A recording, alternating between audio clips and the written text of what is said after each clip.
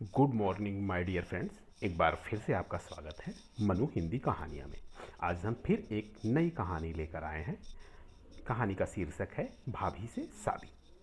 शुरू होती है कहानी। आप मेरी शादी कराना चाहती हैं ना? ठीक है तो सुनो, मैं भाभी से शादी करना चाहता हूँ। चटाक थप्पड़ की आवाज़ से कमरा गूंज गया। क्या बक रहा है विवेक? तेरा दिमाग तो ख़राब नहीं हो गया? भाभी है वो, तेरी सगी भाभी। तेरे भाई की ब्याहता है और वो तू? छी, शर्म आनी चाहिए तुझे, भाभी की ब्याहता। विवेक ताली बजाता है। चलो शुक्र है माँ, याद आ गया आपको, वो भाई की पत्नी है। और क्या कहा आपने? शर्म? हाँ माँ, शर्म आई थी, मुझे बहुत शर्म आई थी जब भाभी को विधवा कहकर रमा काकी ने ताना मारा था। बहुत शर्म आई जब सगुन के कामों में उन्हें विधवा कह के सब दूर कर देते थे। और उससे भी ज़्यादा शर्म तब आती है जब मेरी माँ ही भाभी के साथ ऐसा बर्ताव करती है, जैसे उनका पति नहीं मरा, कोई पाप हो गया हो उनसे। विवेक, माँ ने चिल्लाया। चिल्लाओ मत माँ, आपके चिल्लाने से मेरा इरादा नहीं बदलेगा। मगर विवेक, हमारे समाज के नियम हैं, कुछ कायदे होते हैं और हमें उनको मानना चाहिए। विधवा सगुन के काम नहीं करती है, अब सगुन होता है। पिता ने कहा। पापा, जब भाभी इस घर की बहू बन के आई थी ना, तो आपने उसके सिर पर हाथ रखकर कहा था, बहू नहीं बेटी घर लाया हूँ। बेटी की तरह नाजों से रख रहे थे उनको, और भाई के जाते ही आज वही बेटी इतनी अपसगुनी हो गई है। आप लोगों की सोच से मुझे घिन आ रही है। कुछ देर की खामोशी के बाद विवेक ने कहा, मेरा इरादा पक्का है पापा। ऐसा कहकर वह जाने लगा। तो ठीक, आज से दिव्या को विधवा कह के कोई नहीं पुकारेगा, और अगर किसी ने कहा तो मैं उसकी जबान खींच लूँगी। उसके साथ कोई भेदभाव नहीं किया जाएगा। मगर तू वही शादी करेगा जहाँ मैं कहूँगी। वाह माँ वाह, आप तो सौदा करने लगी। चलिए, तो एक सौदा मैं भी करता हूँ। भाभी की दूसरी शादी होगी किसी अच्छे घर में, एक सभ्य लड़के से। उनका भविष्य संवारने की कसम खाइए माँ। तेरे सर की कसम बेटा, जैसा तू चाहेगा वैसा ही होगा।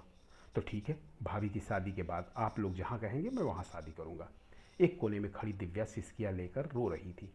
विवेक कुछ कहता उससे पहले अपने कमरे में चली गई और अंदर से कमरा बंद कर लिया। विवेक दिव्या से बहुत कुछ कहना चाहता था, मगर वो भी चुपचाप अपने कमरे में चला गया। माँ पापा वहीं खड़ा बैठे थे। रमेश साहब, आपने देखा ना विवेक किस तरह से बात कर रहा था? उसने इस तरह मुझसे कभी बात नहीं की, और भाभी से शादी नहीं। मधु, जिसे उसने नज़र उठा के ठीक से कभी देखा नहीं हो, वो दिव्या से शादी करना तो दूर, इसका ख्याल भी नहीं लाएगा। बच्चे बड़े हो गए हैं मधु। विवेक सही कह रहा है, जिसे बेटी बनाकर लाए थे उसका कितना तिरस्कार किया हमने, और वो पढ़ी लिखी आज के ज़माने की लड़की सब सह गई। गलती हमारी ही है मधु, हम सही कह रहे हैं। अर्पित के जाने के बाद मैंने जैसे दिव्या को कभी प्यार से देखा ही नहीं। पहले ये घर दिव्या की हंसी से गूंज उठता था। मैंने बस दिव्या का ही दिल नहीं दुखाया, मैंने अपने अर्पित का भी दिल दुखाया है। उठकर दिव्या के पास गई, दरवाजे को बजा के आवाज़ दी, दिव्या बेटा। दिव्या। दिव्या ने दरवाज़ा खोल दिया। हाँ माँ। आ बैठ मेरे पास बेटा, मुझे माफ़ कर दे, मुझसे गलती हो गई। मैंने रीति रिवाज के नाम पे तेरा बहुत दिल दुखाया है। पीछे से पापा भी आ गए। मधु के साथ साथ बेटा, मुझे भी माफ़ कर दो, मैंने भी कोई कसर नहीं छोड़ी, बहुत बुरा बर्ताव किया तुम्हारे साथ। मैं हाथ जोड़कर, नहीं पापा, मैं आप दोनों से बिल्कुल नाराज़ नहीं हूँ, मुझे कोई शिकायत नहीं है, दिव्या ने बीच में ही रोक कर कहा। माँ, अगर मैं कुछ मांगूँ तो दोगी मुझे? हाँ बेटा, आज इतने वक्त के बाद तो कुछ मांग रही है, मैं ज़रूर दूंगी। मांग बेटा। माँ, मैं शादी नहीं करना चाहती, अब मुझसे ये दोबारा नहीं होगा। मैं आज सिर्फ अर्पित से प्यार करती हूँ, मैं अर्पित को भूल भी नहीं पाऊँगी माँ। मैं इसी घर में आपकी बेटी बन के रहना चाहती हूँ। रोने लगती है। मगर बेटा, तेरी उम्र ही क्या है, और हम लोग कब तक तेरा सहारा बने रहेंगे? एक दिन तो हमें ही जाना होगा। नहीं पापा, हम सब साथ में रहेंगे, आप दोनों को मैं कहीं नहीं जाने दूंगी। कृपा करके मेरी शादी का विचार मन से निकाल दीजिए। ठीक है बेटा, जैसा तुम चाहो, अब तुम आराम करो, आंखें पोंछ लो। ऐसा कह के दोनों चले गए। तब तक विवेक की आवाज़ आई, भाभी मैं अंदर आ सकता हूँ? दिव्या ने कुछ नहीं कहा। विवेक दिव्या के पैरों की तरफ नीचे सिर झुकाए बैठ गया।